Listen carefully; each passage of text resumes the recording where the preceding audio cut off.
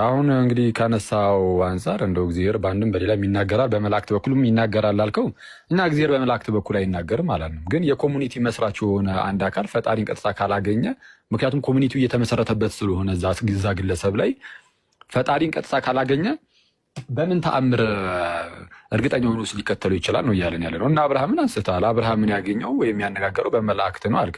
አይ እግዚአብሔር ቀጥታ አብርሃምን አነጋግሮታል። እግዚአብሔር አብርሃምን ቀጥታ ከአባት ከዘመዶች ቤት ከሀገር ተነስተህ ውጣ፣ እኔ ወደማሳየህ ሀገር የሚሄድ ትልቅ ሕዝብ አደርግሃለሁ አለው። እንዴ የእግዚአብሔር ድምፅ ወደ አብርሃም እንዲህ ሲል መጥቷል። ስለዛ እግዚአብሔር ቀጥታ በጣም በርካቶችን የእግዚአብሔር ድምፅ በጣም ወደ በርካቶች ሲመጣ ተመልክተናል፣ በብሉይ ኪዳን ላይም ማለት ነው። የሐዲስ ኪዳን ላይ አንተ የምትከተለው የክርስቶስንና ሌሎች ሐዋርያትን ምናምን እንጂ ከዛ በፊት ያሉት እንደው መቼ አንተን አግብቶ ምናምን ነገር ብለሃል። አይ አሁን እንደው ሌላ ርዕስ እንዳናደርገው እንጂ እኔ ክርስትና ውስጥ የነበርክም አትመስልም ስትናገር። እንዴ ክርስቶስ ሲመጣ ምን ብሎ የተናገረው በማቴዎስ ወንጌል ላይ እናንተ የምታዩትንና የምትሰሙትን በጣም ብዙ ነቢያት ሊሰሙት ወደዱ፣ ሊያደምጡት ሊሰሙት ወደዱ፣ ግን አላገኙትም ማለት እኔን ሰው የእናንተ የሚሰሙ ጆሮቻችሁ ብፁዓን ናችኋል ወይም እናንተ ብፁዓን ናችሁ ብሎ ተናገረ። ክርስቶስ ኢየሱስ የነቢያት ተስፋቸው ነው። ስለዛ ነቢያት ይመለከቱናል። አዎ ለምን? በተስፋ ሲጠብቁ የነበሩት ክርስቶስ ነው። ከነሱ አንጻር እያየ በተስፋ ይጠበቅ የነበረው እርሱ ይሄው መጣ። በነገራችን ላይ ለዛ ነው እኮ አሁን በብሉይ ኪዳን ማነው በሐዲስ ኪዳን የመጀመሪያው መጽሐፍ የማቴዎስ ወንጌል ልክ ስትመለከተው የዳዊት ልጅ የአብርሃም ልጅ የኢየሱስ ክርስቶስ የትውልድ መጽሐፍ ብሎ ይጀምርና አብርሃም ይስሐቅን ወለደ፣ ይስሐቅ ያዕቆብን ወለደ፣ ያዕቆብ ይሁዳን እና ወንድሞቹን እያለ ይሄዳል። ይሁዳም ደግሞ ከተማር ፋሪስና ዛራን እያለ ይሄዳል። እንዲህ የዘረዘረ መጥቶ የክርስቶስን የትውልድ ሀረግ የሚዘረዝረው እንዲሁ ይመስልሃል? አይደለም። ጌታ ኢየሱስ ምን አለ? በዮሐንስ ወንጌል ምዕራፍ 5 ቁጥር 39 ላይ እናንተ መጽሐፍትን በማወቅ የዘላለም ሕይወት የሚገኝ ይመስላችኋል፣ እነሱ ሁሉ ግን ስለኔ የሚመሰክሩ ናቸው አለ ጌታ ኢየሱስ። የብሉይ ኪዳን መጽሐፍት ራሳቸው የነቢያት ተስፋ ነው። ኢየሱስ በአጭሩ የብሉይ ኪዳን መጽሐፍት የሚመሰክሩት ስለ እርሱ እንደሆነ የነገር ማን? ጌታችን ኢየሱስ። ስለዛ ሐዲስ ኪዳን ላይ አዲስ ነገር አለው። አዎ ለምን? ፍጻሜ ስለሆነ አስቀድሞ በባሪያዎቹ በኩል እግዚአብሔር ሲናገር ኖረ። አሁን ደግሞ ዓለማትን በፈጠረበት በልጁ በዚህ ዘመን መጨረሻ ለኛ ተናገረን። ዕብራውያን ምዕራፍ 1 ቁጥር 2 ላይ ከቁጥር 1 ጀምረህ ስትመለከት እግዚአብሔር ከጥንት ጀምሮ በብዙ አይነትና በብዙ ጎዳና ለአባቶቻችን በነቢያት ተናግሮ ይልና እሺ አሁንስ ሁሉን ወራሽ ባደረገው ደግሞም ዓለማትን በፈጠረበት በልጁ በዚህ ዘመን መጨረሻ ለእኛ ተናገረን አለ። አሁን ዓለማት የተፈጠሩበትን ልጁን ላከው። ይሄ አስቀድሞ የነበረው በጥላ መልክ ሆኖ የተቀመጠው ነገር አሁን ፍጻሜን አግኝቶ ይመጣል። እኔ አሁን እየጠየቅኩ ያለሁት ግን አንድ ጥያቄ ነው። እሱን ብትመልስልኝ ደስ ይለኛል። እሱም ምንድን ነው? ፈጣሪን አሁን የክርስቶስን አንስቼ የነበረው ቅድም ለምንድን ነው እንዳትረሱ፣ መቼም ቢሆን እግዚአብሔርን ያየው አንድስ እንኳ የለም፣ በአባቱ እቅፍ ያለ አንድ ልጁ እርሱ ተረከው ተብሎ ስለተነገረ ጌታ ኢየሱስ በአባቱ እቅፍ ያለ ተብሎ ስለተነገረለት እኔ ኢየሱስን ብከተለው ወደ አባቱ እቅፍ ነው የሚመራኝ፣ በአባቱ እቅፍ ያስቀምጠኛል፣ የእግዚአብሔር ልጅ ይባላለሁ። ሙሐመድ ግን ገና ከጅምሩ ከፈጣሪ ሩቅ ነው ማለት ፈጣሪን ጨራሽ ሩቅ በቀጥታም አላገኘውም። ኢቭን ያገኘው ራሱ ይሄ ጅብሪል የሚባለው ማለት ነው እሱ ራሱ የምርም የፈጣሪ መልእክተኛ ነው አይደለም የሚለውን እመጣበታለሁ። አሁን ቀጣይ ወደ እሱ እናልፋለን። ራሱ ሙሐመድ ገና ከጅምሩ ከፈጣሪ ራሱ መልእክት የተላከለቱ የሚለውን ማለት ነው። አሁን እዚህ ላይ ግን ይህን ነገር አንድ ነገር እንደው አስተውለን ብናልፍ ጥሩ ነው ብዬ አስባለሁ። አንዳንዴ ብቻ ነው የምናወራው ከአሁን በኋላ እዚች ጉዳይ ላይ ሰዓት መያዝ ስለሌለብን ወደ ቀጣይ ማለፍ ስላለብን ማለት ነው።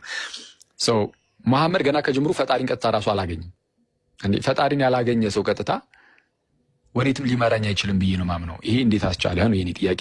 ምናልባት የምትለው ነገር ካለ አንዳንድ ደቂቃ ሁለታችን የምናወራና እንጨርስ። ዝም ብሎ ተንጠልጥሎ እንዳይቀር ማለት ነው። አንዳንድ ደቂቃ ብቻ እንዳይረዝም እንዳይንዛዛ። ባይ ዘ ዌይ አይ ቲንክ ወደ 10 ደቂቃ ነው እያወራ ያለው አይታወቅም እንጂ ቅድም አንተ አውርተህ ነበር። ስለዛ ከአሁን በኋላ በቃ አንዳንድ ደቂቃ በቂ ነው ለማጠቃለል ስለሆነ እኔ በጣም ረጋ ብዬ ነው። ችግር የለውም። አይ ቲንክ መጨቃጨቅ አልፈልግም። እንደዛ እንደማትሄድ ተስፋ አደርጋለሁ። ምን አልከኝ? እኔ ያልጠየኩ ነገሮች ብዙ አውርተሃል። በአንድ እያቀፉ ልጁ ምናምን እያልኩ ብዙ ነገሮች እሱን ለምን ነበር ያነሳሁት? አይመለከተኝም። ለምን ነበር እሱን ያነሳሁት? እኮ ያልጠየኩን ስትለኝ እሱን ለምንድን ነው ያነሳሁት ብያለሁ ከይቅርታ ጋር። አይ እኔ አልጠየኩም ከነጭራሹ። አንተማ ኢየሱስ በአባቱ እቅፍ አለ የለም አላልከኝም። አዎ እኔ ግን ይህንን ነገር ያነሳሁት እያልኩ ኢየሱስ በእግዚአብሔር እቅፍ አለ ስለተባለ አንድ ሰው ለምሳሌ ቆይ እባክህን አንዴ እኩል አናወራ። ቆይ እኩል አናወራ። አንዴ ከይቅርታ ጋር ትንሽ ካወዛገብኩ ማለት ነው ላጥራለህ።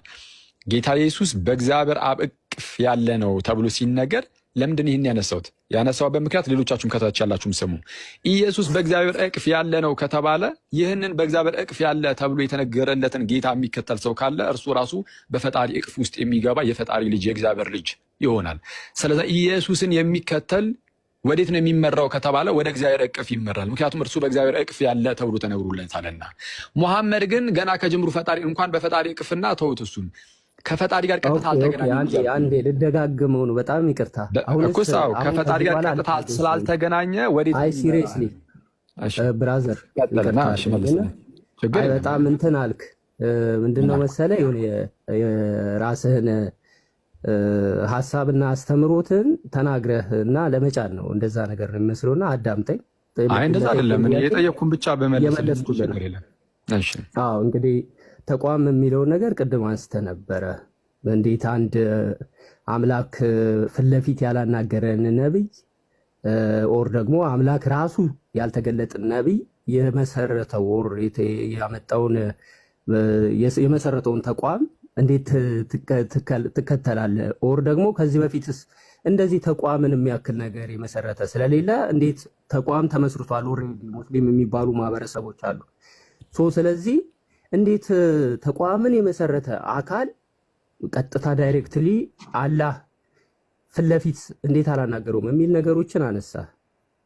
ይህንን ጥያቄ ነው ያነሳው። ኦኬ፣ በመጀመሪያ ነብዩ መሐመድ ተቋም አልመሰረተም።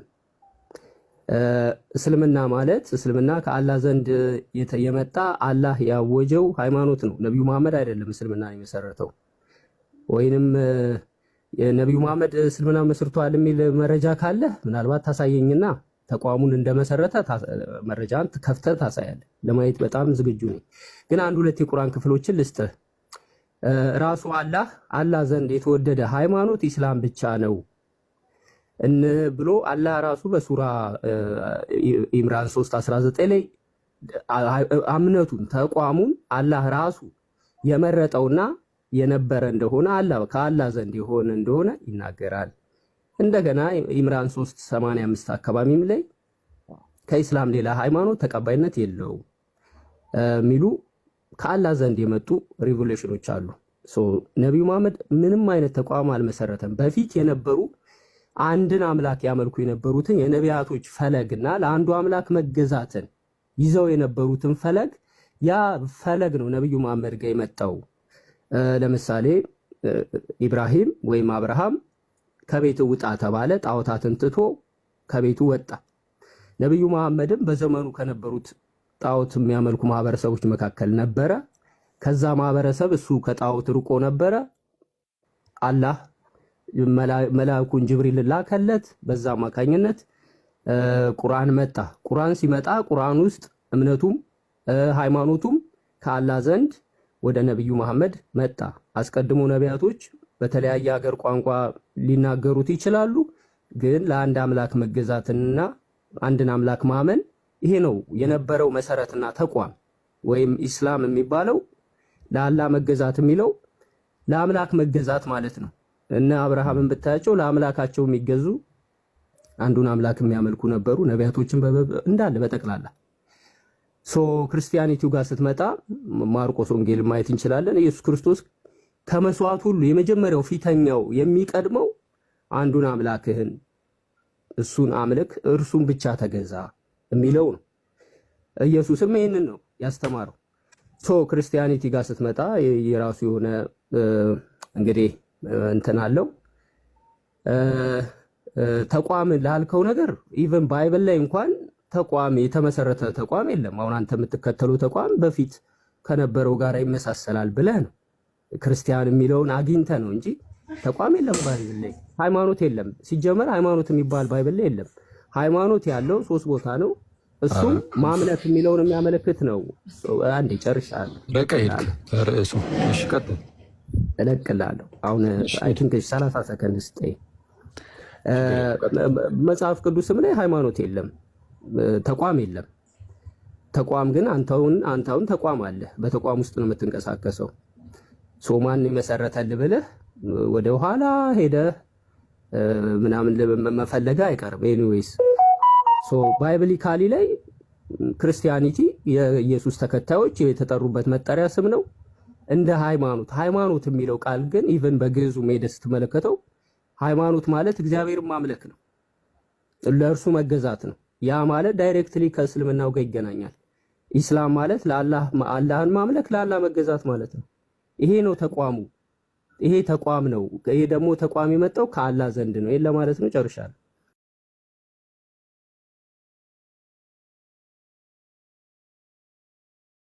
እንደሰማችሁት ያው ጥያቄው ምንም አልተነካም። ያው በጣም ይቅርታ አድርግልኝ ወዳጄ፣ ይህንን ጥያቄ ያው ስለዛ ሳይመለስ ነው ማለት ነው የምናልፈው። ምክንያቱም ተጠይቁ ያነሳቸውን ነገሮች መጽሐፍ ቅዱስ ላይ ተቋም የለም። አሁን ተቋምን እንግዲህ እኔ አላልኩም፣ አንተ ነህ ተቋም ያልኩህ። እኔ ኮሚኒቲን ያልኩት ኮሚኒቲ ምን እንደሆነ አስረዳሃለሁ። ወደዛ አልፋለሁ። ግን ወደዛ ከማለፌ በፊት ግን ተቋም ብትለውም እንግዲህ ምን የኮሚኒቲን ለማመልከት ከሆነ አሳያለሁ መጽሐፍ ቅዱስ ላይ። እሺ ወደዛ ከማለፌ በፊት ግን ጥያቄ ላስታውሳችሁ። መጀመሪያ ሁላችሁም ይህን ነገር ማወቅ ስላለባችሁ ማለት ነው። ሙሐመድ የእስልምናን ኮሚኒቲ አሁን ላይ ያለው የእስልምና ኮሚኒቲ ከሙሐመድ ወደዚህ የመጣ እንጂ ከሙሐመድ በፊት በኮሚኒቲ ደረጃ በማህበረሰብ ደረጃ እንደዚህ አይነት ማህበረሰብ የለም። ካለ አውጥቶ ያሳየናል። ታሪካዊ ማስረጃ ከሙሐመድ ቀደም ብሎ ሙሐመድ ለምሳሌ 6ኛው ክፍለ ዘመን መጀመሪያ አካባቢ 6ኛው ክፍለ ዘመን መጨረሻ አካባቢ ላይ የተወለደ ሰው ከሆነ ወይም 7ኛው ክፍለ ዘመን የመጀመሪያዎቹ አጋማሾች ውስጥ ይሄ እንግዲህ ምንድነው ስብከቱ ምኑን የጀመረ ከሆነ ከዛ በፊት 5ኛው ክፍለ ዘመን ላይ 4ኛው ክፍለ ዘመን ላይ የኢስላም ኮሚኒቲ ካለ ወዳጃችን ገልጦ ያሳየናል ማለት ነው አይደል?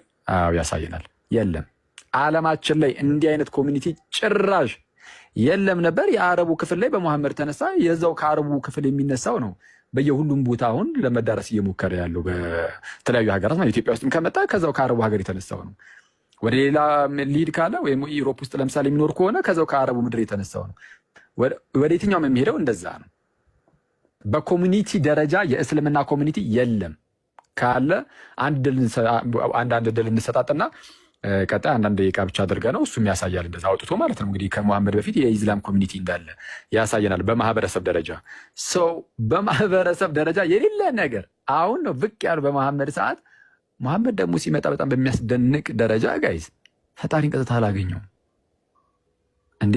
ይሄ እኮ አሳሳቢ ነገር ነው። ፈጣሪን ቀጥታ ያላገኘን ሰው አሁን ወዳጃችንን ብንጠይቀው እስቲ አንተ እንደው ትክክለኛ የምትለው የፈጣሪ ነብይ አለ ብትለው አዎ ይላል። ማን ነው ስትለው መሐመድ ነው የሚለን። ሌሎቹ ትክክለኛ ናቸው፣ ግን የእነሱን መልእክት ባልተበረዘ መልኩ አላገኘነውም ነው የሚለው። ባልተበረዘ መልኩ የእያንዳንዱ ነቢያት ቃል ልክ እንደ ቁርአን ማለት ነው። ቁርአን በመሐመድ በኩል እንደመጣ ሌሎቹም ነቢያትም ልክ እንደዚሁ ሳይበረዝ የተቀበልነው አለ ሊለን አይችልም። ካለ ታረማለሁ አለ ብሎ የሚያሳየን መጽሐፍ ካለው ማለት ነው። ያው መጽሐፍ ቅዱስም ተበርዟል ተብሎ ስለሚታመን አሁን ላይ ባሉ ሙስሊሞች ሰው ይህንን ያዝ እናደርገውና ስለዛ ብቸኛው ነቢይ ወይም እንግዲህ መልእክትን ያስተላለፈ ማለት ነው የሆነ የማይሳሳት መልእክትን ያስተላለፈ ብቸኛው ነቢይ ለሙስሊሞች መሐመድ ነው። ይሄ ብቸኛው ነቢያቸው ደግሞ የማይሳሳት መልእክትን ያስተላለፈ ብያለሁ እኔ። በሌሎችም ነቢያት እናምናለን ሊሉ ይችላሉ። ትክክል፣ በሌሎች ነቢያት እናምናለን ይላሉ። ግን በቃ እንዳሉ እንደነበሩ ያኔ በፊት እንደነበሩና ቁርአን ላይም እንደተናገረላቸው እናምናለን ነው እንጂ ልክ በመሐመድ በኩል ቁርአኑ እንደመጣ በእነሱም በኩል የመጣ ነገር ተቀብለናል መመሪያዎች ይዋሉን የሚሉት ነገር ኑሯቸው አይደለም። ስለዛ መመሪያ ይሆን ዘንድ የተቀበሉት ብቸኛ ነቢይ መሐመድ ነው። ዓለም ከተፈጠረ እስካሁን ድረስ ባለው ጊዜ ውስጥ ማለት ነው። መሐመድ ብቻውን አንድ ግለሰብ ብቻ ራሱ ያ ብቸኛው ግለሰብም ደግሞ ምን የለውም ከፈጣሪ ጋር ዳይሬክት ግንኙነት የለውም፣ ቀጥታ ግንኙነት የለውም። አረ የኢየሱስን ያነሳ ነው። ለዚህ ነው ቅድም የተወሰነ ወደ አዲስ ኪዳን ሄደን ስትናገር ስለነበረ ጌታችን ኢየሱስን ለምንድን ያነሳ ነው? ጌታ ኢየሱስ እርሱ አለን በእግዚአብሔር እቅፍ ያለ ነው ማለት እኮ በጌታ ስም። ይሄ እኮ በጣም ፓወርፉል የሆነ መልእክት እኮ ነው ያስተላለፈልን ዮሐንስ ወንጌል ምዕራፍ 1 ቁጥር 18 ላይ መቼም ቢሆን እግዚአብሔርን ያየው አንድስ እንኳ የለም ብሎ እኮ በአባቱ እቅፍ ያለ ሲል እኮ እንደ ዓለም ከተፈጠረ ጀምሮ እኮ እግዚአብሔርን በዚህ ደረጃ ያየው የለም። ግን ኢየሱስ ግን እግዚአብሔርን ያየ አይደለም፣ በእቅፉ ያለ ነው፣ በእግዚአብሔር በአባቱ እቅፍ ያለ ነው። እርሱ ደግሞ መጥቶ ተረከው አለ። ስለዛ ሰዎች ክርስቶስን ሲከተሉ በእግዚአብሔር እቅፍ ይወድቃሉ፣ የእግዚአብሔር ልጆች ይሆናሉ። የተከተሉት በእግዚአብሔር እቅፍ ያለውና ሙሐመድ ግን ከፈጣሪ ጋር ቀጥታ ግንኙነትም የለውም። ይሄ በጣም ኮንሰርን የሚያደርገው ምን መሰላችሁ? እንዳትረሱ፣ በእስልምና ውስጥ የማይሳሳት በቃ ሊመሩበት የሚገባ መልእክት የተላለፈላቸው በመሐመድ በኩል ብቻ ነው። የእነዛኛዎቹ ተበርዟል ስላሉ አሁን ያላቸው ዓለም ከተፈጠረ ጀምሮ ብቸኛው ሰው መሐመድ ብቻ ነው። እሱም ደግሞ ከፈጣሪ ዳይሬክት ግንኙነት የለውም እንዳትረሱ። ይሄ አይ በእንትን እኮ በዚህ በክርስትና በመጽሐፍ ቅዱስም ቢሆን ሃይማኖት የለም ምናምን ብላል። ሃይማኖት አለ። ሃይማኖት በመጽሐፍ ቅዱስ ላይ አስተምህሮ ማለት ነው፣ እምነት ማለት ነው አይደል? ሃይማኖት ብዙ ጊዜ ትርጉሙ ያው የተለያየ ትርጉም አለው። እርግጥ ነው ማመንንም የሚያመለክት ነው። ሃይማኖት ሲባል አስተምህሮ እንደማለትም ጭምር ነው። ፌዝ ነው። ፌዝ ሁለት አይነት ፌዝ ነው ያለው፣ አክት ኦፍ ፌዝ እና ኦብጀክት ኦፍ ፌዝ ማለት ነው። አክት ኦፍ ፌዝ ሲሆን ማመን ነው። ኦብጀክት ኦፍ ፌዝ ደግሞ የሚታመነው ነገር ነው። ስለዚህ አስተምህሮ እርሱ ማነው ኦብጀክት ኦፍ ፌዙ ሃይማኖት ተብሎ ሊጠራ ይችላል። ለቅዱሳን አንድ ጊዜ ፈጽሞ ስለተሰጠ ሃይማኖት ተጋደሉ ሲል ለቅዱሳን አንድ ጊዜ ፈጽሞ ስለተሰጠው አስተምህሮ ማለት ነው። ሐሰተኛ መምህራን እንደተነሱ ማለት እዛው ጋር ይቀጥላል ይሁዳ ባይዜ እና ልክ እንደዛ ማለት ነው። ይህንን ያዝ አድርጉና ግን እኔ የተናገርኩት ስለ ኮሚኒቲ ነው።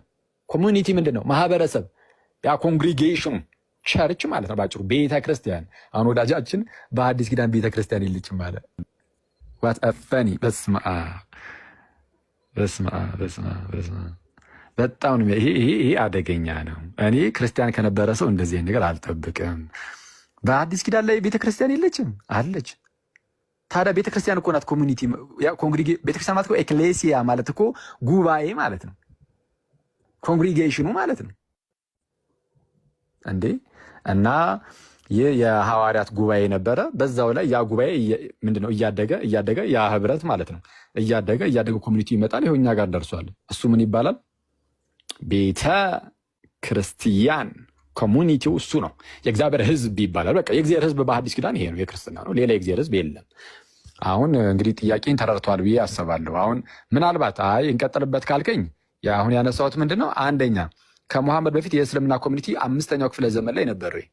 5ኛውና 6ኛው ክፍለ ዘመን ላይ ካለ ገልጠህ አሳየን። 5ኛውና 6ኛው ክፍለ ዘመን ላይ ከሙሐመድ 1 እና 2 ክፍለ ዘመን ብቻ ቀደም ብሎ ማለት ነው በዓለማችን ላይ ካለ እሱን እንድታሳየን ነው። አይ የለኝም ካልክ ግን እንቀጥል ወደ ቀጣዩ ጥያቄ። እስልምና እንደዛው እንድናውቀው ማለት ነው። ያው ገብቶ የሄድከውን ነገር እኛም ገብቶ እንድንመጣበት ስለምንፈልግ። ኦኬ በኢስላሚክ ኮሚኒቲ ያልከውን ያነሳውን ነገር መልስበታለሁ። ቀጥሎ ደግሞ ቀጥተኛ አምላክን ማናገር፣ በቀጥታ አምላክን ማናገር ብለህ ደግሞ እንደ ፕሩቭ አድርገህ ኢየሱስን አሁንም ደግመኸዋል። በአባቱ እቅፍ ያለውን አንድ ልጁ ተረከው የሚለውን ድጋሚ ደግመኸዋል። እሱን ደግሞ የጻፉልህ ያው መቼም ሐዋርያቶች ናቸው። ኢየሱስ አልነገረህም ቃል በቃል የኢየሱስ መጽሐፍ የለም። ሐዋርያቶቹ ያስተማሩህን ነው የምትከተለው። በአንተ ሎጂክ ከሄድኩ ቀጥታ ራሱ ኢየሱስ የተናገረው መጽሐፍ አምጣ ብልህ ራሱ ኢየሱስ ተናግሮ ራሱ ኢየሱስ የጻፈውን ያስተላለፈልን አምጣ ብልህ ኖ ሐዋርያቶቹ ያስተላለፉትን ነው የምትለኝ። በአንተ ሎጂክ ብሄድ ቀጥታ በሚለው ሎጂክ ማለት ነው። ኦኬ ቀጥሎ ደግሞ ያልተበረዘ መጽሐፍ አለው የሚለውን አንስታል። እሱ ላይ የምነግርሃለሁ። ቤተክርስቲያን የለም ብለሃል ብለኛል። እኔ አላልኩም። ቤተክርስቲያን የለም ብያለሁ እንዴ? እዚህ መካከል የተሰበሰባችሁ ሰዎች ብያል ወጥቶኛል አላልኩም። ሃይማኖት የለም ነው ያልኩት። ሃይማኖት አንተ ተቋም ውስጥ ነው ያለው። ሃይማኖት ተቋም ውስጥ ነው ያለው። ተቋም የለም። ሃይማኖት የሚባል ተቋም እስልምና ውስጥ ባይብሊካል ውስጥ የለም፣ መጽሐፍ ቅዱስ ውስጥ የለም ነው። አይ ቲንክ ይሄንን ደግሞ አንተም ተስማማበታለህ። አይኖ ቤተክርስቲያን የሚለው አለ፣ እኔ እዛ ላይ ክርስቲያኖች የሚልም አለ። እሱን አልካድኩኝም፣ መኖሩን ተናግሬያለሁ። ወደ መልሱ ልሂድ። ኢስላሚክ ኮሚኒቲ ነበር ወይ? እንግዲህ ይኸውልህ 4 መጽሐፍቶች ወርደዋል ወይንም መጥተዋል። አንደኛው ቶራ ነው። በቶራ ጊዜ የኢስላሚክ ኮሚኒቲ የአረቦች ኢስላሚክ ኮሚኒቲ በቶራ ጊዜ አልነበረም።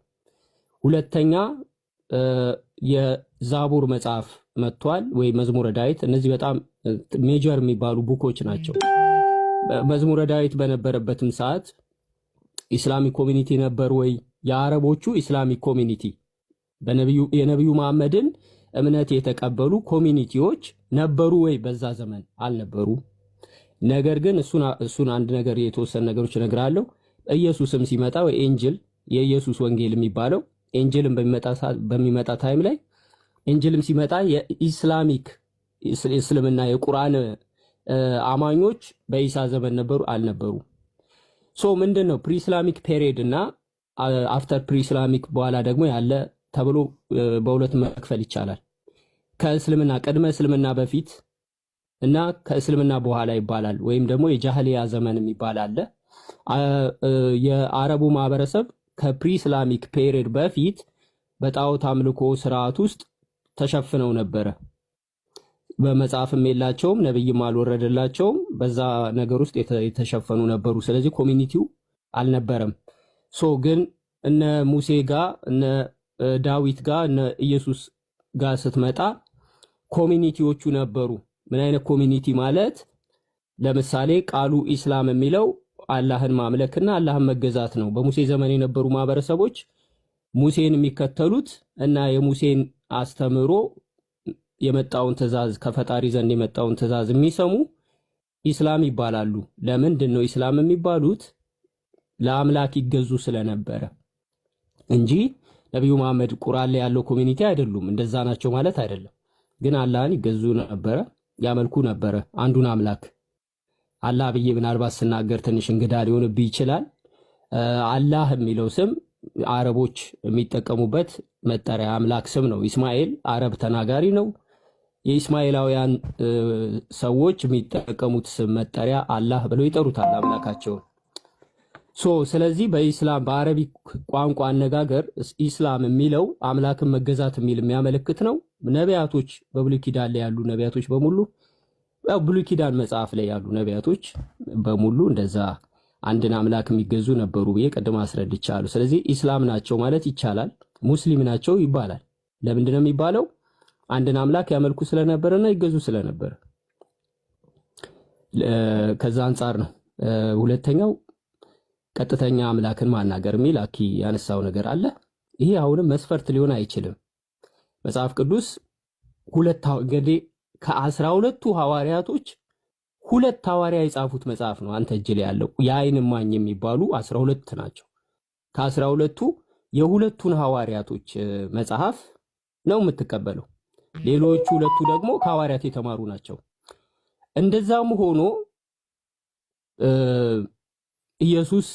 ኢየሱስ ክርስቶስ መጽሐፍን ቀጥታ ዳይሬክትሊ ኢየሱስ ክርስቶስ የጻፈው ማስረጃ መጽሐፍ አምጣ ብለህ ነው ሐዋርያቶቹ ከጆሮ ሰምተው የተማሩትን ነው ብለህ ነው የምታመጣው እንጂ ዳይሬክትሊ የኢየሱስ ኤቪደንስ የለም።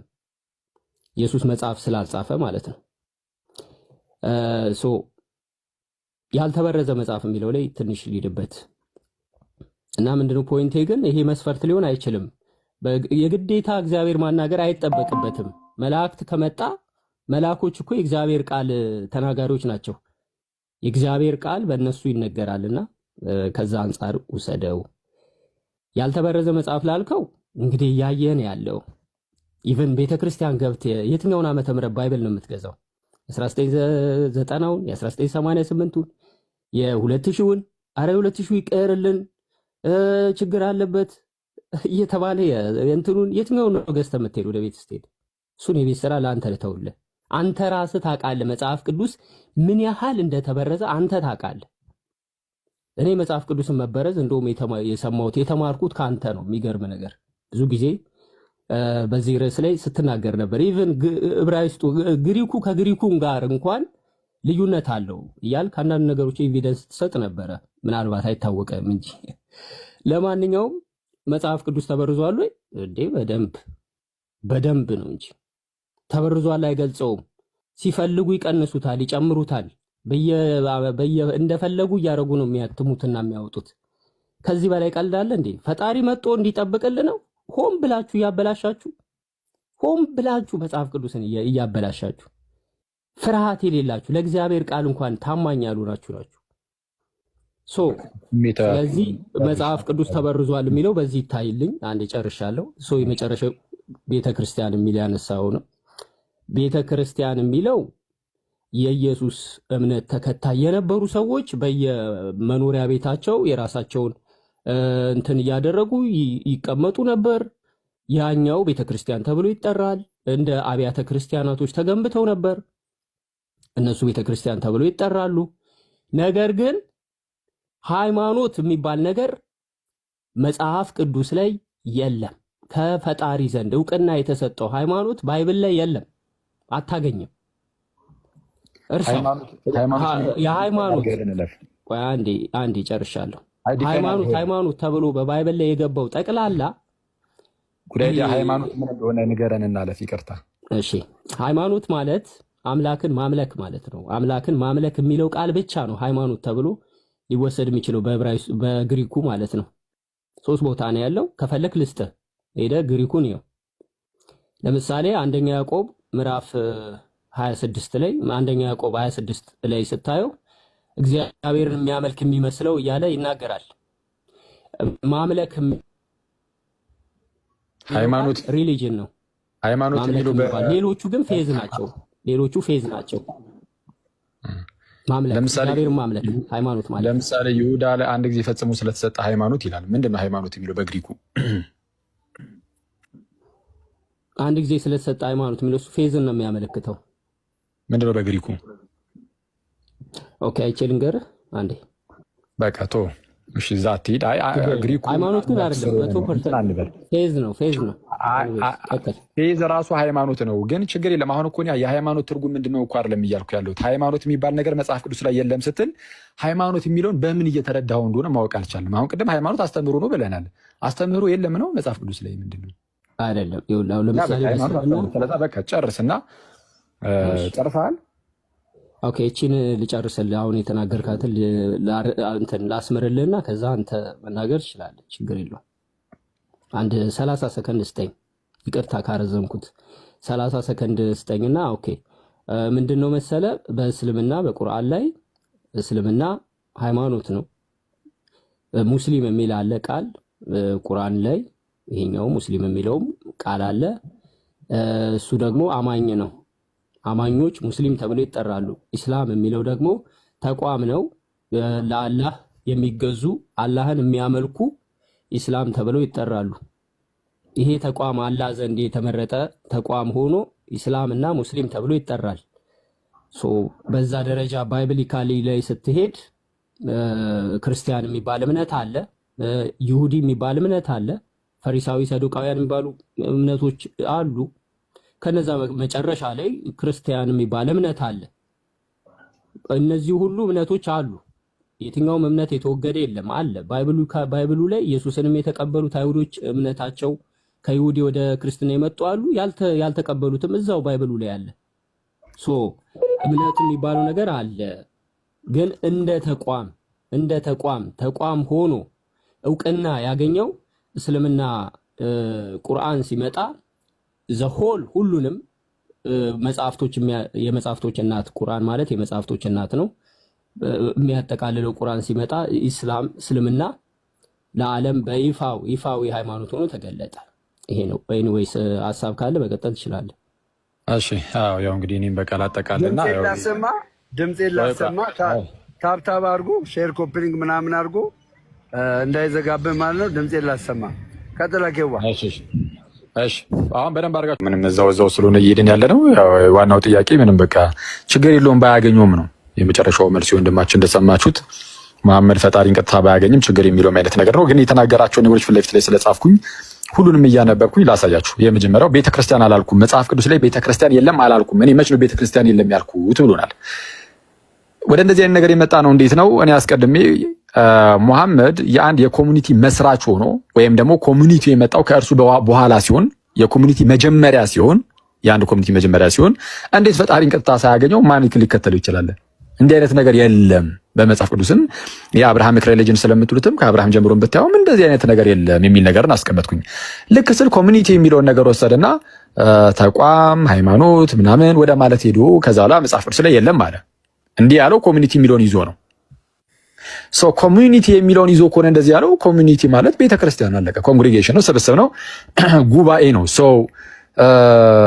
ኮሚኒቲ የለም ማለት ቤተክርስቲያን የለም እንደማለት ነው። ስለዛ ኮሚኒቲ አለ። ምንም የተቋም ምናምን ያልኩት እስካሁን ድረስ ተቋም ራሱ የሚለውን ቃል እሱን የተጠቀመው ደግሞ ኮሚኒቲን ለማመልከት ስለሆነ ከዛ አንጻር ነው እንደዛ የተናገሩት ማለት ነው። ለማንኛውም ቤተክርስቲያን በመጽሐፍ ቅዱስ ላይ የሳለ ኮሚኒቲው አለ።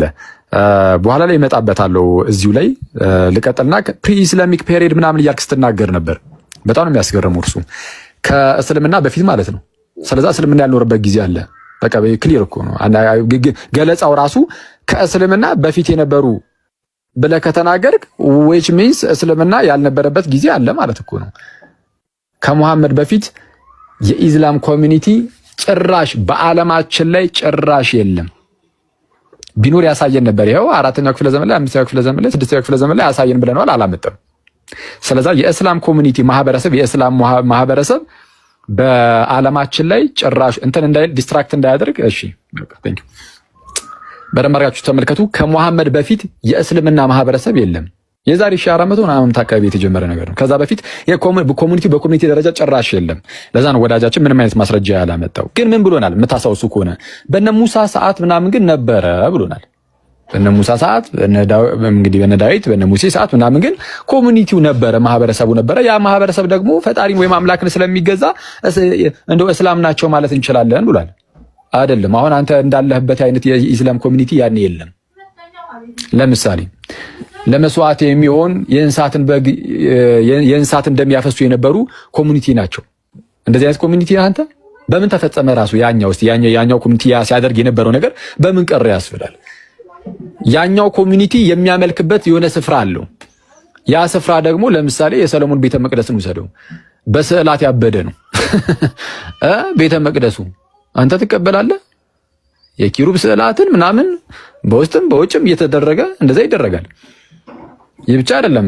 ኢቨን በነ ሙሴ ሰዓትም መሰዊያው ሲሰራ መሰዊያው ላይ ምንድነው የቃል ኪዳኑ ታቦት ይኖራል። በዛ ላይ መሰዊያው ሲቀመጥ አላዩ ላይ ምን ይሳልበት ነበር? የኪሩብ ቅርጽ ቀረጸበት ብሎ ራሱ ተቀርጾበታል።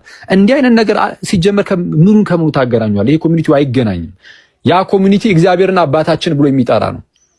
ይሄኛው ኮሚኒቲ ጭራሽ ፈጣሪን አባቴ ምናምን ብሎ የሚጠራ አይታሰብም።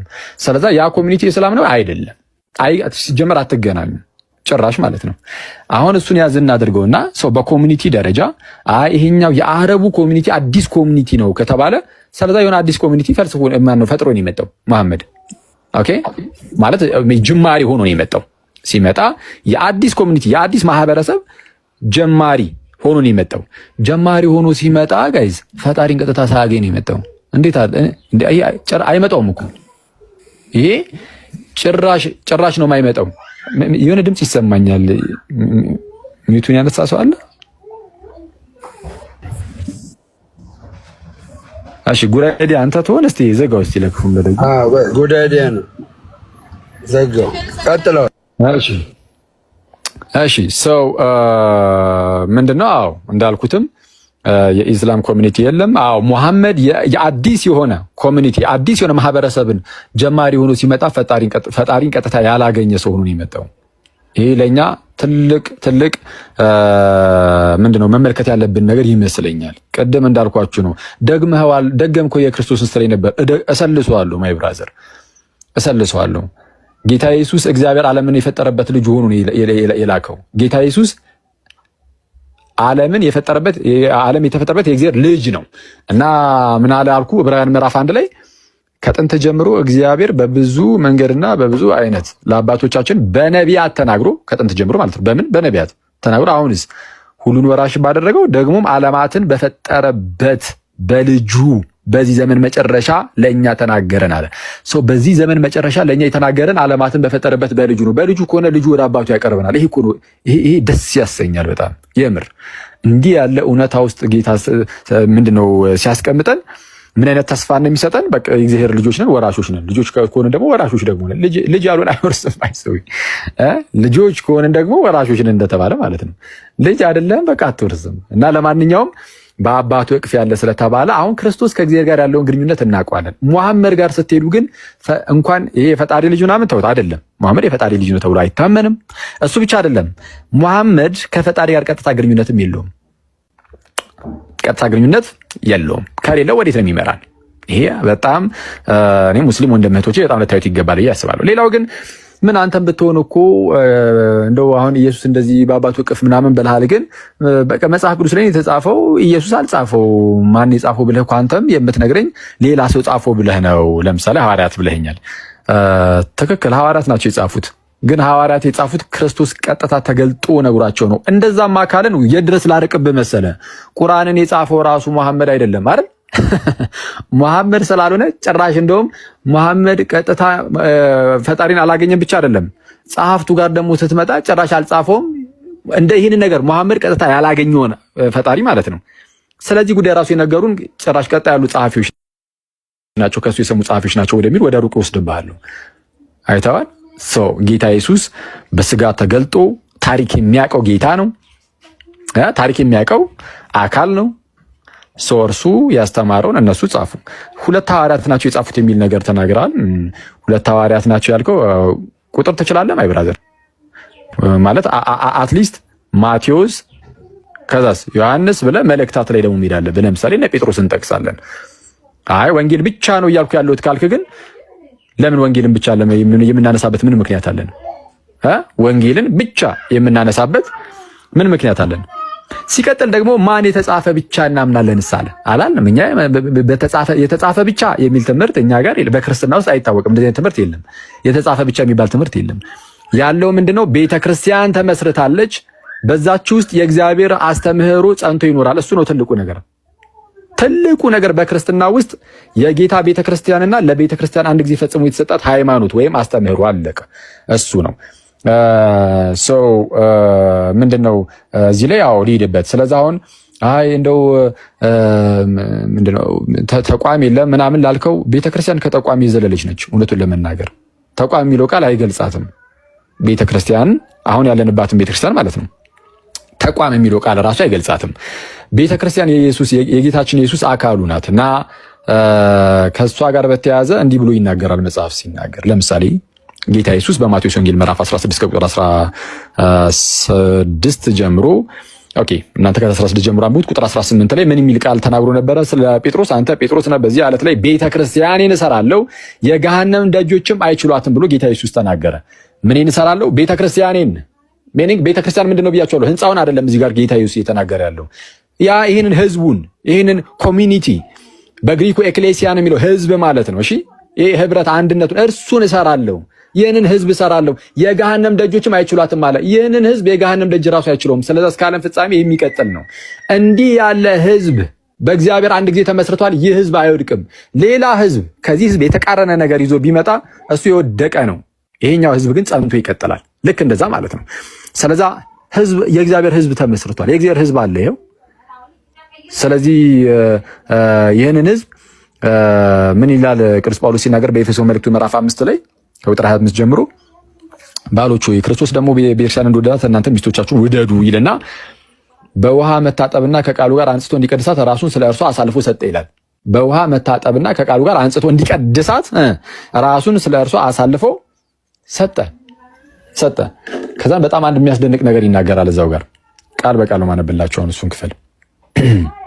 ከዛ በኋላ ይሄ ተቋም ምናምን ሲባል የነበረው ነገር ምን እንደሆነ እንድታውቁት እንድትረዱት ማለት ነው።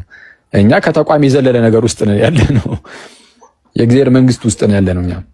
እሺ ኤፌሶን ምዕራፍ 5 ቁጥር 26 ላይ አውጡ። 25 እና 26 እሺ አሳልፎ ሰጠ ካለ ቁጥር 27 ላይ እድፈት ወይም የፊት መጨማደድ ወይም እንዲህ ያለ ነገር ሳይሆንባት ቅድስትና ያለ ነውር ትሆን ዘንድ ክብርት የሆነችን ቤተ ክርስቲያን ለራሱ እንዲያቀርብ ፈለገ ይላል። ምን አይነት ቤተ ክርስቲያንን? እድፈት ወይም የፊት መጨማደድ ወይም እንዲህ ያለ ነገር ሳይሆንባት። የፊት መጨማደድ እርጅና የሚያመለክት ነው። የማታረጅ እንዲች ያለችን ቤተ ክርስቲያንን ለራሱ እንዲያቀርብ ፈለገ። ስለዚህ ሳታረጅ ሁሌም ጸንታ ትኖራለች ቤተ ክርስቲያን፣ ሙሽራይቱ ማለት ነው።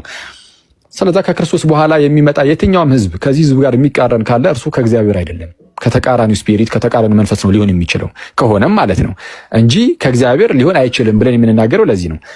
አሁን መጽሐፍ ቅዱስ ተበርዟል የሚል ነገርን ተናግሯል።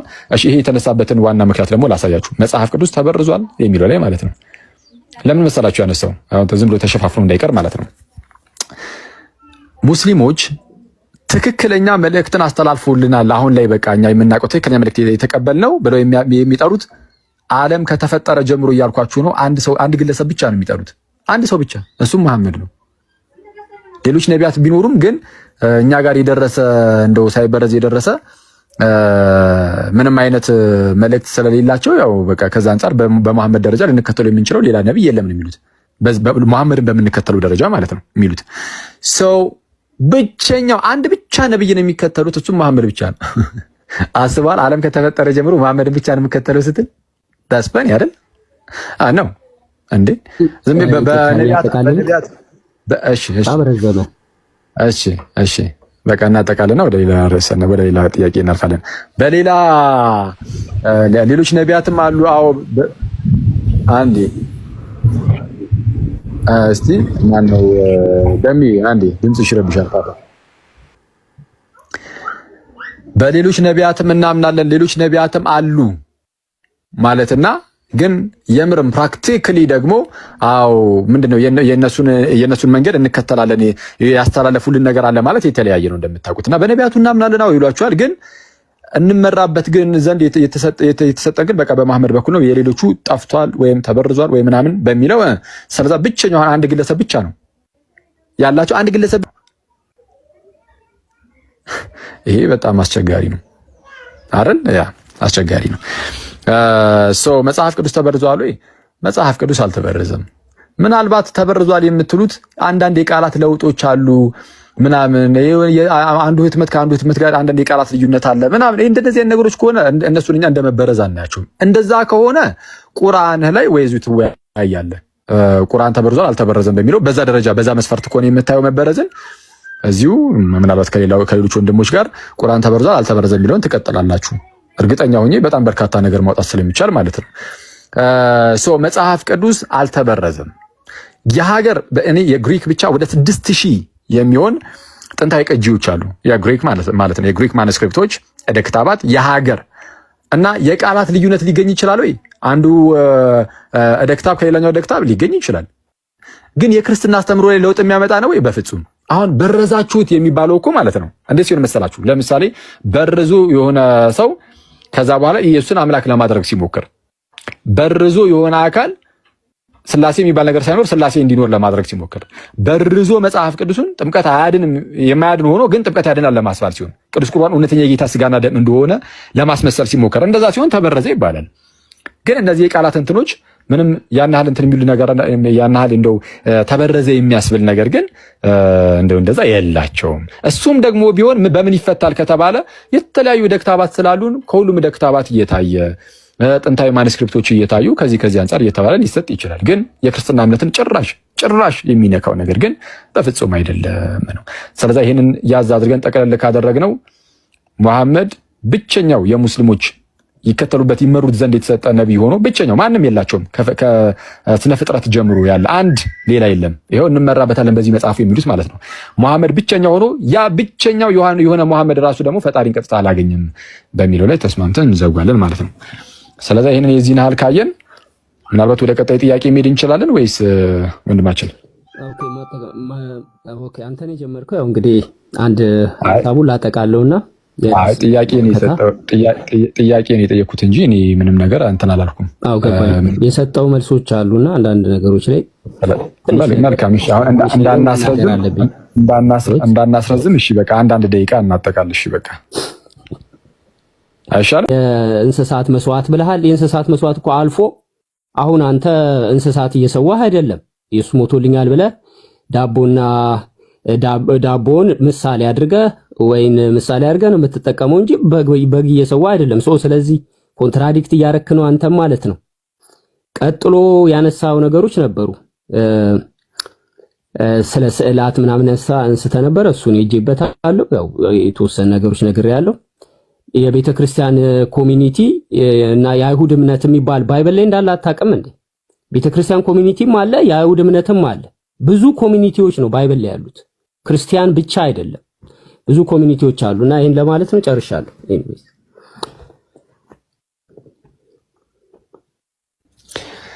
እሺ፣ በጣም አሪፍ ሰው ላጠቃልና እንጨርስ ማለት ነው። ከምንድን ነው የምጀምረው? አይ በጥንት ላይ በብሉይ ኪዳን እንደው የይሁዲ አንተ ታጠቃለህ ደግሞ የክርስትና እምነት ነበረ። የይሁዲ እምነትና ይሰማል። ሄሎ ይሰማል ወንድሜ? ጀምረህ ነበረና አንተ አታጠቃልም። አንተ እኮ ነው የተናገርከው። አረ ሁለት ደቂቃ እናጠቃለን። ለመበጥበጥ አትሞክር ማይ ብራዘር፣ ከታላቅ ይቅርታ ጋር ማለት ነው። እሺ አንዳንድ ያለ አረ ወዳጄ እባክህ አትረብሽ። ኦኬ አሁን በቃ አስተምራቸው። እሺ ልውረድልና አስተምራቸው። ኢንዌስ ባይ። አይ ፍላጎትህ ከሆነ ፈርጥጥ፣ ካልሆነ ደግሞ ቁጭ ብለህ ተማር። ወደ ቀጣዩ እናልፋለን። እሺ በደንብ አስተምራለሁ። ይሁዲ ተማር ራስህ፣ ችግር የለም። ቴንክ ዩ። እሺ 3 ደቂቃ ብቻ ያው እንግዲህ ማጠቃለያ ሁለት ደቂቃ እንስጥ። በቃ እሺ ቀጥል ብዬ ነበር የቀጠለው። ወንድማችን ሲያስበው አያዋጣውም። ስለዛ the only option he got is ምንድነው? መፈርጠጥ ነው። መውጣት የለብህም ነበረ። ጉድ አይዲያ። ለምን መሰለህ? ችግር የለም። ኦርቶዶክስን ሳታውቃት ነው የወጣኸው። የኛ ተራ ላይ ሲደርስ ወጥቷል እንግዲህ አይተዋላ። ስለዛ ሌላ ጊዜ ስታስገባው ይሄንን አስጠንቅቅ አስገባው ደሜ። ግን ችግር የለውም። ቆይ ይሄ ራሱ ተጽዕኖ ስላለ ነው። በቃ ተጽዕኖ ስላለ ይሄን ተጽዕኖ ማለፍ ስላልቻለ እውነት የሆነ ቦታ ላይ ስለተረዳ ነው። ኮመንቱን አብራላቸውና ራን ያሉ ይቀጥላሉ። እሺ ቴንክ ዩ። በደንብ አድርጋችሁ ስሙ። እሺ ጋይስ የተነሱትን ነገሮች በብሉይ ኪዳን ይሁዲ የሚባል አለ፣ አሁን በአዲስ ኪዳን ክርስቲያን የሚባል አለ። ሁሉም ሃይማኖት ምንድነው እምነቶች እኮ አሉ አይነት ነገርን አስቀምጧል። ትክክል ነው። በብሉይ ኪዳን የይሁዲ እምነት እስቲል የእምነት ምንድነው? የእግዚአብሔር ሕዝብ ናቸው እነርሱም። ጥንት ላይ የእግዚአብሔር ሕዝብ የሚባል አለ። ላጎስቱቴኡ የእግዚአብሔር ሕዝብ የሆኑ አይሁዳውያን ነበሩ። በኋላ ልክ ጌታ ኢየሱስ ሲመጣው በዚሁ ሕዝብ በኩል ስለሚመጣ ልክ በሮሜ መልእክት ምዕራፍ 9 ቁጥር 5 ላይ እንደተነገረው አባቶች ለእነርሱ ናቸውና ይልና ለአይሁዳውያን ማለት ነው። አባቶች ለእነርሱ ናቸውና ከእነርሱም ደግሞ ክርስቶስ በስጋ መጣ ይላል። ከእነርሱ ማን? ክርስቶስ በምን? በስጋ መጣ። እርሱም ከሁሉ በላይ ሆኖ ለዘላለም የተባረከ አምላክ ነው፣ አሜን ይላል።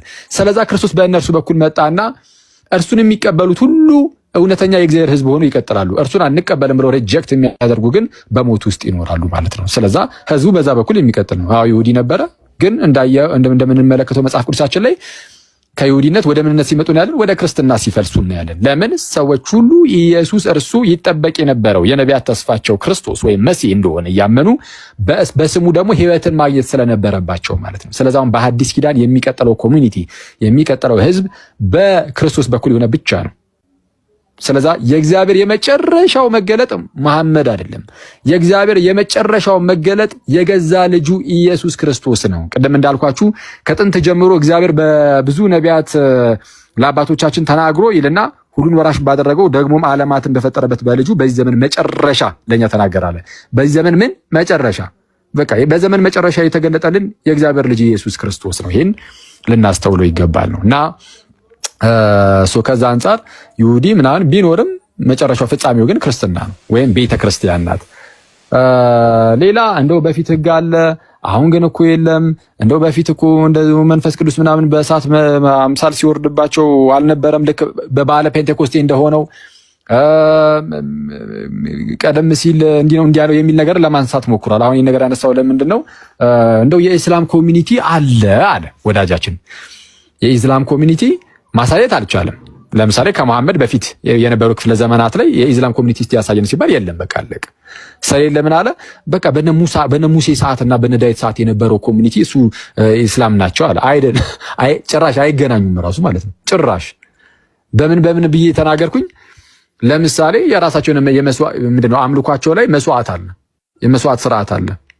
የኃጢአት ስርየት ለማግኘት ከሌዊ ነገድ የተመረጠው ሊቀ ካህናት በዮም ኪፑር በዛች በስርየት ቀን ወደ ቅድስተ ቅዱሳን የእንስሳትን ደም ይዞ ይገባ ነበር። የእንስሳትን ደም ይዞ እየገባ ለኃጢአት ማሰሪያ ስለ ሁላችን የኃጢአት ማሰሪያ ሆኖ ፋሲካችን ክርስቶስ ታርዶልናል እንዲል በመስቀል ላይ ራሱን መስዋዕት አድርጎ ያቀርባል ነው። ይሄን የዕብራውያን መልእክትን ማንበብ ነው አይደለ?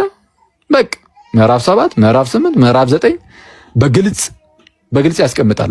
ስለዚህ እነዚህ ሁሉ ምሳሌነታቸው ለክርስቶስ ነበርና እነሆ የዓለምን ኃጢአት የሚያስወግድ የሕያው እግዚአብሔር በግ ተብሎ በዮሐንስ ወንጌል ምዕራፍ 1 ቁጥር 29 ላይ እንደተነገረው ጌታችን ኢየሱስ ስለ ሁላችን ራሱን መስዋዕት አድርጎ አቀረበ ነው። ስለዚህ ፍጻሜውን ቢያንስ በክርስቶስ በኩል አገኘ ማለት ነው። ይሄንን ዕብራውያን መልእክት በጣም በሰፊው ነግሮናል። እናንተ ቤት በኩል ነው የእናንተ ቤት በኩል ተቋረጠ። ስለዚህ ከእናንተ ጋር ጭራሽ የሚያገናኘው ነገር የለም። ብሉይ ኪዳን ለእኛ እንደ ጥላችን ነው። አሁን ጭራሽ እስልምና አዲስ ኪዳን ነው ሲለን ነበረ። አሁን እኮ ይሄ ደግሞ አዲሱ ኪዳን ነው አለ። አረ በእግዚአብሔር ስም እንደው ቀልዳችሁን ተውን። ሰላም አዲስ ኪዳን ነው። ብሉይ ኪዳንና አዲስ ኪዳን የተባለበት ምክንያት እኮ ምንድነው? አይሁዳውያን ባይዚ ብሉይ ኪዳን አይሉትም መጽሐፋቸውን። በቃ አለቀ። ታናክ ነው ብሉይ ኪዳን የሚሉበት ምንም ምክንያት የለም። እኛ ብሉይ ኪዳን የምንልበት ምክንያት አዲሱን ኪዳን ስላገኘን ነው። እና ምንድነው አስቀድሞ ሲነገሩ የነበሩ ነገሮች ሁሉ ፍጻሜን አግኝተው በሐዲስ ኪዳን ስላየን ነው። እስልምና ላይ የምን ፍጻሜን አግኝቶ ነው ሐዲስ ኪዳን የምትለው? ምን ተነገረና ስለ እስልምና አስቀድሞ ምንም የተነገረ ነገር እኮ የለም። ወደ ክርስትናው ስትመጣ ግን አስቀድሞ የነበረ የሆነ ኪዳን አለ። እርሱ ፍጻሜን አግኝቶ ክርስትና ላይ መጥቶ ያርፋል። ኦኬ፣ ስለዛ የሚገናኝ ነገር የለውም። ሌላው ስዕላት ምናምን ብለሃል። ትክክል። አንደኛው እሱን ያነሳሁት ለምሳሌ በሰለሞን ቤተ መቅደስ ውስጥ ስዕላት ምናምን ነበሩ። ኦኬ፣ እስልምና አጥብቆ እንትን ይላል፣ ይቃወማል ስዕላትን አይደለ? ከየት አመጣው? ያው ያን የነበሩት ኮሚኒቲ ከእናንተ ጋር አይመሳሰሉም። ያን የነበረው ኮሚኒቲ እዛ ውስጥ ነው ሄዶ የሚያመልከው፣ ከዛ ውጭ የማያመልክልህም። ስለዚህ አሁንም ስዕላት አለ ማለት ነው። አዎ አለ፣ ስዕላት አለ፣ እንቀበላለን። ኦፍኮርስ ግን በምን መልኩ እንቀበላለን የሚለው ግን በደንብ መታወቅ አለበት ነው። ይሄ ዝም ብለን ለጥጠን ወደ አምልኮ የሚገባበት አይነት ካለ እሱ በአባቶቻችን ራሱ ተቃውሞ ሲደርስበት አይተናል። አባቶቻችን እንደዚህ አይነት ፕራክቲስ የሚመስል ነገር ካዩ ይቃወሙ ነበረ ጥንት ላይም። ስለዛ እንደዛ እናደርግም። ግን ልክ ምንድነው ሰለሞን ለአምልኮ ሊያመልከው እንደዛ እንዳላደረገው ሁሉ እኛም ልናመልከው እንደዛ እናደርግም ነው። ሌላ እሺ እንግዲህ ዝም ብሎ የአምላክ የለም ምናምን እያለ ነበር። ለምን እንዳለ ምክንያቱም ስላላስቀመጠ መልስ ልንመልስ አልቻለም። ግን አምላክ አለን። የምርም ግን እውነተኛ አምላክ ያላቸው ክርስቲያኖች ብቻ ናቸው። ባይሆን እሱ አሁን አንተ ብትኖር ወዳጅ እየሰማኸኝ ከሆነ በምን ቻሌንጅ አደረገ ነበር? ሙስሊሞች የምር አምላክ አላችሁ ወይ? ካላችሁ በምን አወቃችሁ? የምርም እስቲ ኤግዚስት የሚያደርገው ያለው በህልውና ደረጃ ያለው ፈጣሪ የሙስሊሞች አምላክ እንደሆነ በምን ታውቃለህ? የክርስቲያኖች አምላክ እንደሆነ እናውቃለን። በምን? በክርስቶስ በኩል እናውቃለን። እንዴት አድርገን ነው በክርስቶስ በኩል የምናውቀው? ክርስቶስ አለው ብሎ ሞቶ ተነስቷል። ይህ ትልቅ የፈጸመው ቃል ስለሆነ ፕላስ ደግሞ ከመምጣቱ በፊትም ብዙ የተነገሩ ትንቢቶች ኖሮ እነርሱን ሁሉ ስለፈጸማቸው አይ በቃ ይሄ ፈጣሪ ቢኖር ነው፣ በእርሱ በኩል የተገለጠው ፈጣሪ እውነተኛ ፈጣሪ ነው እንላለን። ስለዚህ የክርስቲያኖች አምላክ እውነተኛ አምላክ ነው እንላለን። የሙስሊሞች አምላክ ግን እውነተኛ አምላክ ይሁን አይሁን ምንም ማረጋገጫ የለም። ትልቁ መጽሐፋቸው ቁርአን ነው። ቁርአኑን የሚያመጣው መሐመድ ነው። መሐመድ ቀጥታ ፈጣሪ እንኳን አላገኘው ነው የሚባለው። መሐመድን እንዴት እንመነው? የምርም ከፈጣሪ ቁርአንን ይዞ መጥቶ ይሁን አይሁን ቁርአኑን ከፈጣሪ ይቀበል አይቀበል በምን ታውቃላችሁ? አይ ቁርአን ላይ እኮ ከፈጣሪ እንደወረደ ምናምን ይናገራል። ኦኬ፣ ቁርአን ላይ ራሱ እዛው ቁርአን መጽሐፍ ላይ ማለት ነው ከፈጣሪ የወረደ እንደሆነ ተናገረ እንበል። እንዴት እናምናለን?